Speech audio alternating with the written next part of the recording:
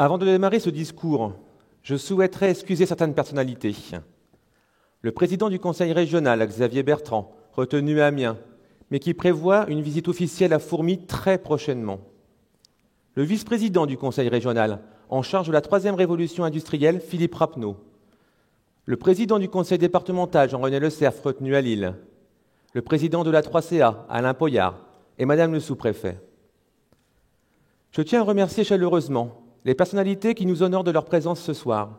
Monsieur le député, Madame la conseillère départementale, chère Carole, Monsieur le président de la communauté de communes sud-avesnois, cher Jean-Luc, Mesdames et Messieurs les maires, chers collègues, Mesdames et Messieurs les élus, Monsieur le directeur général de Promocil, Madame la directrice du centre hospitalier, chère Caroline, l'adjudant-chef Simon, Mesdames et Messieurs les chefs d'entreprise, artisans et commerçants, Mesdames et Messieurs les représentants d'associations, Mesdames et Messieurs en vos grades et qualités, Mesdames et Messieurs. Permettez-moi tout d'abord de vous présenter à vous tous, ainsi qu'à tous nos concitoyens, au nom du Conseil municipal, une très bonne année 2016.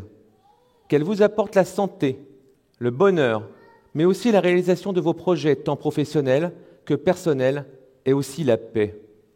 Cette paix qui a tant été mise à mal cette triste année passée en France et dans le monde. À cet instant, mes pensées vont aux familles des victimes. Comme vous avez pu le constater tout au long de l'année écoulée, en revoyant la rétrospective, l'année 2015 a été de nouveau riche en événements à Fourmies. Riche d'événements, notamment au travers de 2 élections, départementales et régionales. Fourmies dispose dorénavant d'un conseiller départemental et d'un conseiller régional au sein de ce conseil municipal, une véritable force pour notre ville. Les riverains et les usagers ont pu le constater. Les travaux de réfection des rues de la Haut et les Hauts-Lagrange, ainsi que ceux de la gare routière rue Paul Lafargue, du parking de la cour d'école Pierre Perret sont en cours. Alors ne vous inquiétez pas, je ne vais pas me lancer dans une énumération qui risquerait d'être lassante, mais je tenais juste à le préciser. D'ailleurs, André Legrand, adjoint aux travaux, présentera en février un plan pluriannuel de travaux de réfection des voiries municipales. Il comprendra entre autres les rues du Fief, rue Bourret, rue Sancier, rue Haute du Moulin, rue du Général Gouttière, rue Gaston-Torlet et bien d'autres. Les travaux de démolition de la toiture du futur centre technique, rue du Moulin, vont prochainement démarrer. La nouvelle toiture sera quant à elle couverte de panneaux photovoltaïques qui permettront à terme l'alimentation de ces nouveaux services et pourquoi pas d'une partie d'éclairage public. Ce nouveau centre technique nous permettra non seulement de rationaliser le fonctionnement, mais aussi et surtout d'économiser des milliers d'euros grâce à la création d'un magasin chargé de gérer les entrées et sorties de fournitures et matériel. Avec l'Agence de développement et d'urbanisme Sambre-Avesnois, nous travaillons sur un véritable pôle gare. En faire un véritable pôle d'échange, équipement majeur de la ville. Un espace qui doit être adapté aux nouvelles formes de mobilité, vélo, covoiturage, autopartage, mais aussi un lieu où peuvent se développer des activités connexes. Mais c'est aussi le lieu idéal pour implanter un Fab Lab, ce lieu qui dope l'inventivité en donnant accès à des outils de fabrication numérique. Ce lieu, ouvert à tous, permet de fabriquer presque n'importe quel objet. Vous y trouverez entre autres des imprimantes 3D ou encore des découpeuses laser. Mais c'est aussi le bon endroit pour imaginer du coworking, ces espaces ouverts qui accueillent tous ceux qui cherchent à développer leur réseau, rencontrer de nouveaux collaborateurs, échanger sur ses pratiques et développer ses projets professionnels, personnels ou associatifs. Une véritable métamorphose du site de la gare, en fait. Il y a un an, je vous avais présenté notre vision de Fourmies à 15 ans. Nos projets sont nombreux et structurants. Et c'est pourquoi, avec Martine Roux, mon adjointe à l'urbanisme et au développement durable, nous avons lancé une étude cadre de vie, schéma directeur, qui nous permet non seulement d'y inscrire tous nos projets, mais surtout nous permettre de les prioriser avec un programme sur le court, moyen et long terme, d'aller chercher bien évidemment des financements, et surtout d'avoir des perspectives d'avenir cohérentes avec le développement de la ville. Cette étude dont la restitution est prévue fin mars, nous apportera une aide précieuse concernant les déplacements, l'urbanisation de la ville, la future charte paysagère ou encore pour la prochaine révision du plan local d'urbanisme. L'étude concernant l'Eurovéloroute voie verte est terminée, avec une boucle urbaine en centre-ville. Les Fourmisiens et touristes doivent pouvoir se déplacer en vélo à Fourmies en toute sécurité. Fourmies est la ville du vélo, nous devons lui faire la part belle. Et d'ailleurs, la fête du vélo a rencontré un véritable succès. Sur le plan énergétique, nous allons lancer un guichet unique de rénovation de votre habitation, c'est-à-dire un service de diagnostic et d'accompagnement à destination des particuliers.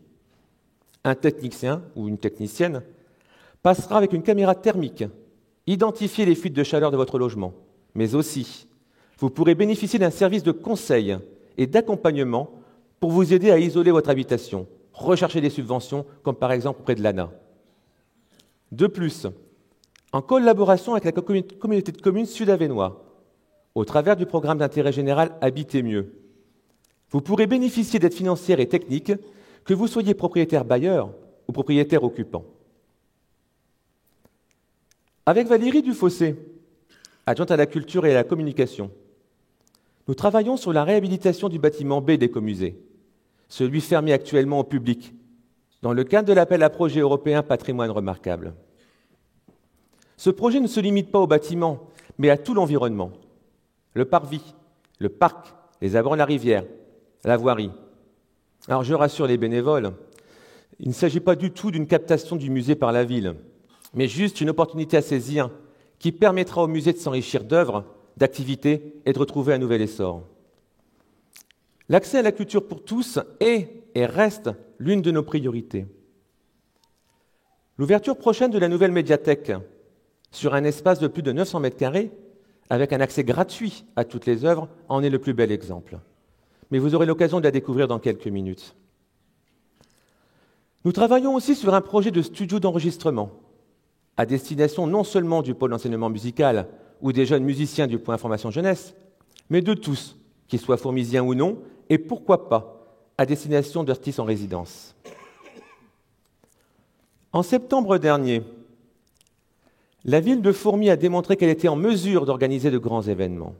Souvenez-vous, l'avant-première du film Ant-Man, véritable et incroyable coup de projecteur sur notre ville.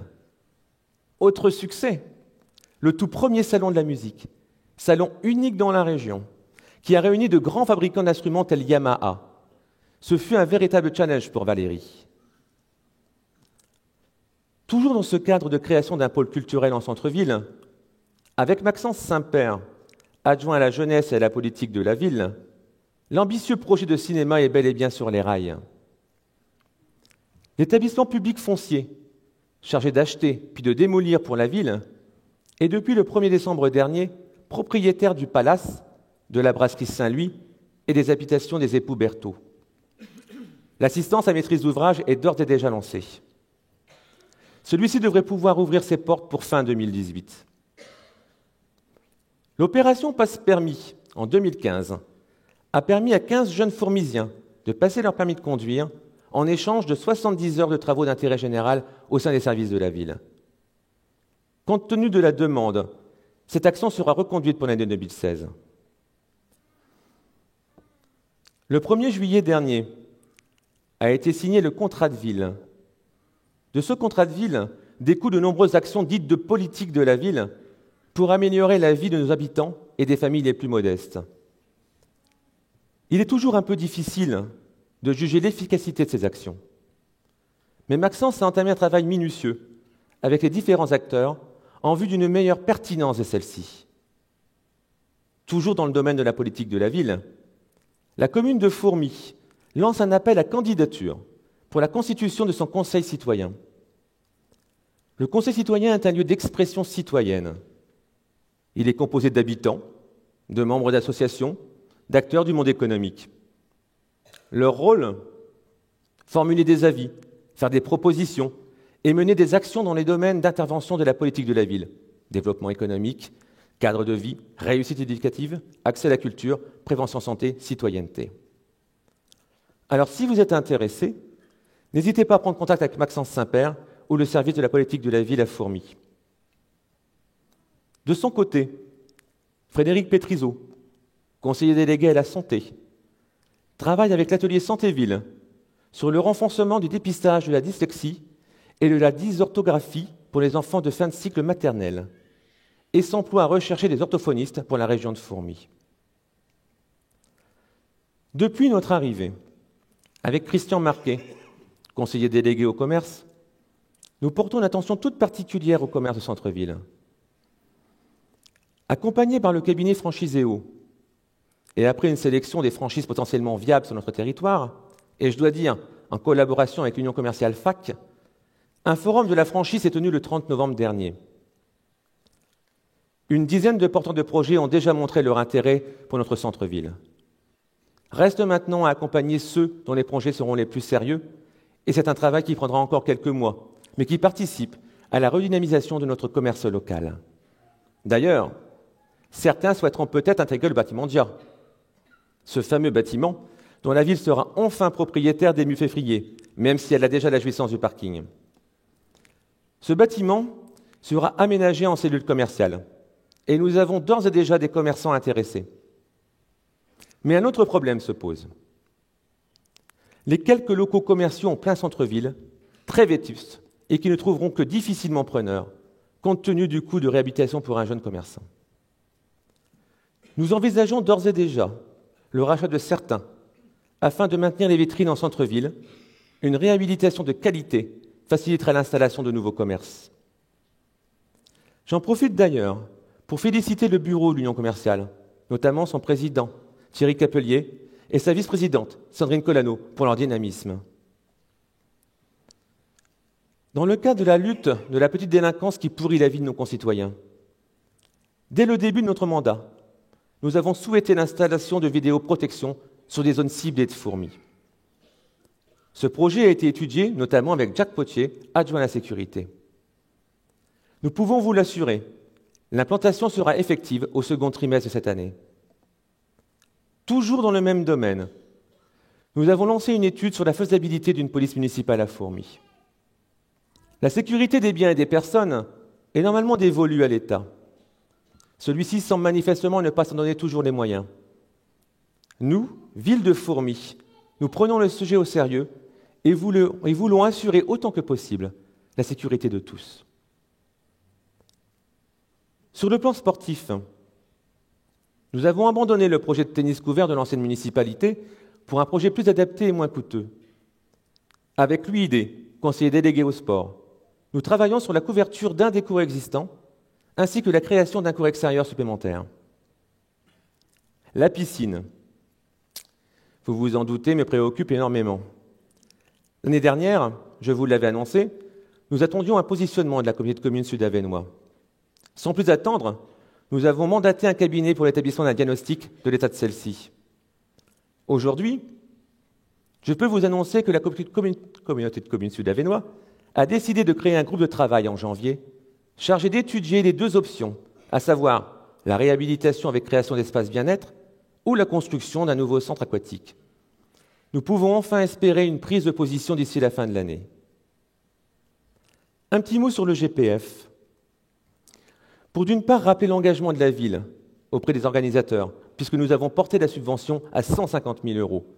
Une somme qui peut paraître importante, mais il s'agit aussi d'une course cycliste internationale qui compte pour la Coupe de France et qui contribue à la notoriété de notre ville de Fourmies.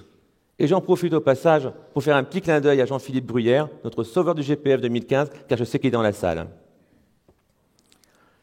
Les étangs des Moines, ce magnifique site.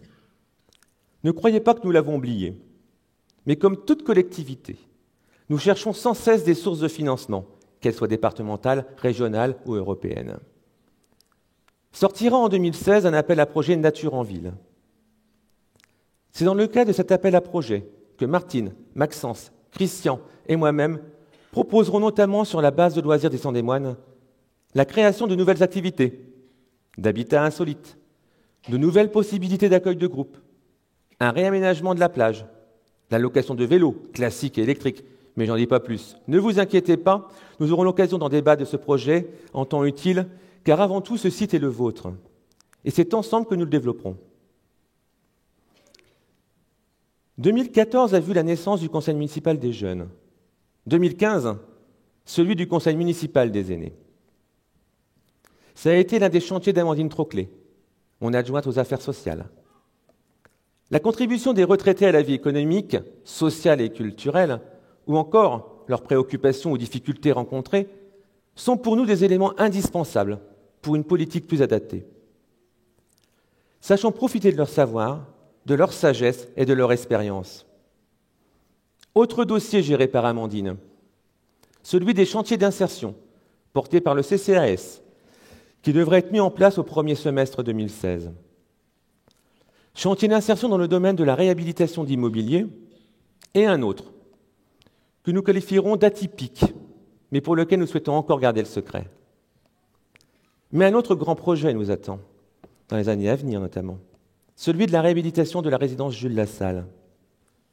Cet ensemble immobilier n'a connu aucune véritable réhabilitation depuis sa conception, et il devient urgent à nos yeux d'y réfléchir. Il y a un an, j'employais le mot « regroupement scolaire ». 2015 a vu le déplacement de l'école Jean Massé vers l'école Les Glycines.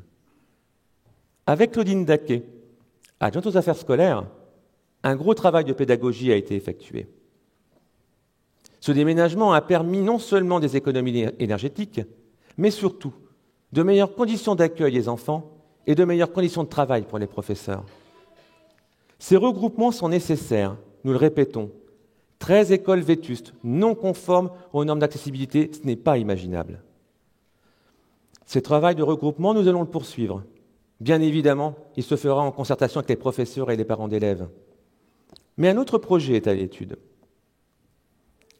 Un projet d'ailleurs qui sera présenté à l'ANRU et à la région.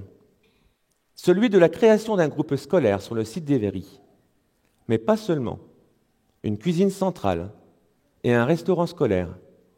Oui, une cuisine centrale pour une meilleure alimentation pour vos enfants, mais surtout en privilégiant les circuits courts afin de préserver, voire créer des emplois locaux. Mais voyons plus loin. Cette cuisine centrale pourrait même alimenter la résidence Jules Lassalle, et pourquoi pas un portage de repas à domicile pour les personnes âgées. L'un des derniers chantiers dont je vais vous faire part, et pas des moindres, la rénovation urbaine. Depuis notre arrivée, avec Corinne Ridet, adjointe au logement et présidente de Fourmi Habitat, nous nous sommes battus pour que le quartier Jeanne III soit retenu dans le contrat de plan État-région 2015-2020, et nous y sommes arrivés. Tout le monde aspire à vivre dans un logement de qualité, semi-collectif, voire individuel, avec un petit jardin, plutôt que dans une vieille tour, je pense. La rénovation urbaine va nous permettre de nous projeter dans un nouveau quartier, un quartier totalement écologique, dans la droite ligne de la troisième révolution industrielle. Imaginez-vous pouvoir participer à la conception de votre logement, écologique bien sûr, voir vos factures d'énergie divisées par 4 au minimum dans le cas d'un logement passif, et pourquoi pas concevoir un logement à énergie positive, produire plus d'énergie que vous n'en consommez. C'est ce beau projet que nous souhaitons concevoir avec vous sur le site d'Évéry pour commencer. Vous pensez que ce n'est pas possible ? Nous allons vous prouver le contraire, très bientôt, grâce à des voyages organisés sur des quartiers écologiques déjà existants. Mais le quartier d'Espérance n'est pas notre seule préoccupation. Il y a encore un an, décidément, j'en disais beaucoup de choses, je vous faisais part de notre volonté d'éradiquer des logements insalubres à Fourmi. Comment expliquer qu'il y a encore de tels quartiers dans Fourmi à notre époque ? Nous avons travaillé toute l'année 2015 sur le quartier d'Ury, pour lequel une solution devrait être trouvée ces tout prochains mois. Et d'ores et déjà, nous nous attaquons au quartier d'Assempt-Pareil. Je m'y étais engagé et je ne baisserai pas les bras. Et enfin, je ne cesse de le répéter depuis des mois, faisons entrer Fourmi dans la troisième révolution industrielle. Croyez-le, c'est tout à fait à notre portée. Ce sont des projets qui sont fortement portés par la région et l'Europe. Je ne doute pas du soutien de Xavier Bertrand et du vice-président en charge de la TRI, Philippe Rappeneau. Et je vous assure de ma détermination pour porter des projets d'envergure et structurants qui feront de Fourmies une ville pilote de troisième révolution industrielle. Nous sommes les seuls pour le moment à avoir saisi la TRI en Sud-Avesnois. Et je me réjouis de voir qu'il y a déjà des émules. Et d'entendre relayer notre message nous encourage à faire un projet global avec vous tous, avec tous ceux qui déjà s'impliquent auprès des jeunes et qui mènent certaines actions dans le cadre de la TRI. Je pense notamment au CSC, au PIGE, au cybercentre et à tous nos collèges et lycées. Mais j'aurai l'occasion dans quelques minutes d'en reparler avec vous. Avant de vous laisser apprécier le travail de l'école de danse moderne fourmisienne de Noémie Leçon, je tiens à remercier tous mes adjoints et conseillers délégués pour leur travail, mais pas seulement, car c'est le travail de toute une équipe. Mon équipe, Sarah Gontier, Laura Lefebvre, Nazario Bonfito, Alain Sautière, Pascal Allard, Audrey Mérès, Agnès Duparc, Jacques Véry, Clotilde Frison, Christine Bello et Francis Laubry. Mais je remercie aussi toutes les associations culturelles, sportives et caritatives, fourmisiennes et leurs bénévoles, pour tout le travail qu'ils accomplissent dans notre ville. Mais aussi les associations d'anciens combattants et porte-drapeaux pour leur travail de mémoire. Le personnel communal, qui assure, avec tout le professionnalisme dont il sait faire preuve, un service public de qualité. L'ensemble du service hospitalier de Fourmies, pour leur dévouement. Les services de gendarmerie, les sapeurs-pompiers. Alors une nouvelle fois, je vous présente au nom de tout le conseil municipal nos vœux les plus sincères pour cette nouvelle année. Je vous remercie.